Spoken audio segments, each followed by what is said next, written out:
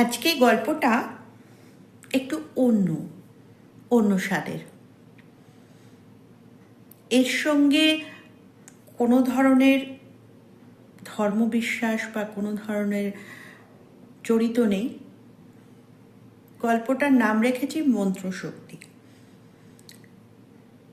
সমীরণ বাজারে সবজি বিক্রি করে।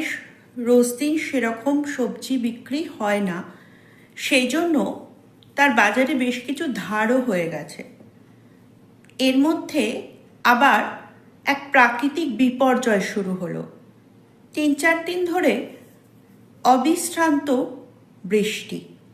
বৃষ্টির চোটে ভোরবেলায় উঠে সে সবজি কিনতে যেতে পারে না, জলবন্দী হয়ে ঘরেই বসে আছে। খুব চিন্তা করছে যে কিভাবে সে লোন মেটাবে। দিন আনে দিন খায়, সাধারণ ছাপোষা মানুষ, লোনের ভার অনেক। বাজারে না গেলে, তার সবজি বিক্রি না করলে সে লোন মেটাবে কি করে? বাড়িতে থাকলে যেরকম হয়, ফেসবুক সে স্ক্রোল করতে থাকে। সেখানে সে দেখতে পায় বিভিন্ন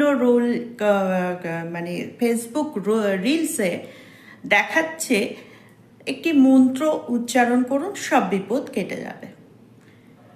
একজন সন্ত তিনিও মন্ত্রটি বলছেন। এই কথা সমানে শুনতে শুনতে আমাদের হয় না অনেক সময় মনের মধ্যে সেই কথাটা ভাইব্রেট হতে থাকে। সমীরণেরও তাই হলো।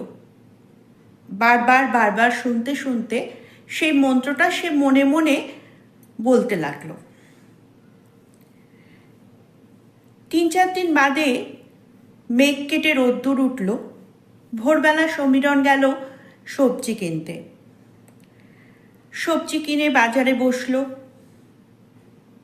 এবং সেদিন অন্য দিনের থেকে তার বিক্রি একটু বেশি হলো।